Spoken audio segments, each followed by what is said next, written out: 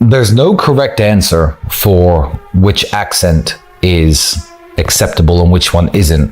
However, some accents are better than others, which is a shame because you can't really control your accent. However, regardless of what your accent's like and what your speaking voice is like, you can always tell the intelligence behind somebody's accent, depending on the language they use, the vocabulary they use, the vernacular they use, the way they pause, the way that they take their time when putting thoughts together, the way they intonate their words.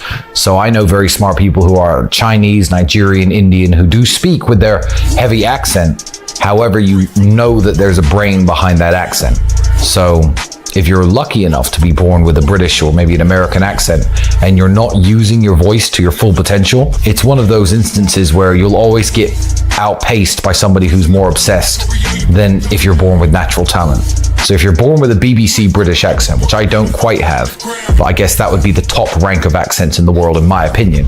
You know, there's an Indian guy who can sell more than you and do more business than you and close more deals than you, despite the fact that his accent is a disadvantage. That's just because he works harder than you. So make sure that you do work on your vocabulary. Download stupid apps, word of the day.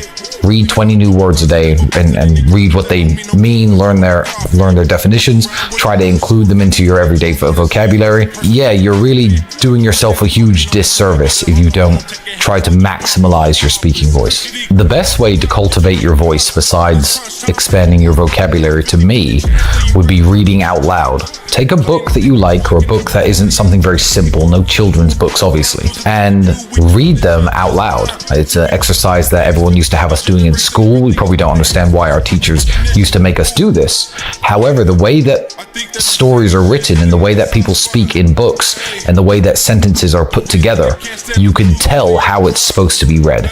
You can tell you're not supposed to just zoom through all the words like you do in your head when you're mentally reading it. So literally read it out loud. You can imagine how these characters are speaking to each other. You can imagine how they're trying to convey themselves, whether it be a sad moment of the book, an action-packed part of the book, somber, happy, it doesn't matter. You know what the characters are feeling at the time. So read out loud, and then when you find yourself speaking with your friends, if you find yourself talking really fast, you're umming and ahhing and you can't get your words together like this, then slow the fuck down. Slow down, think of what you want to say before you say it, and try to convey it in a very articulate, compendious way.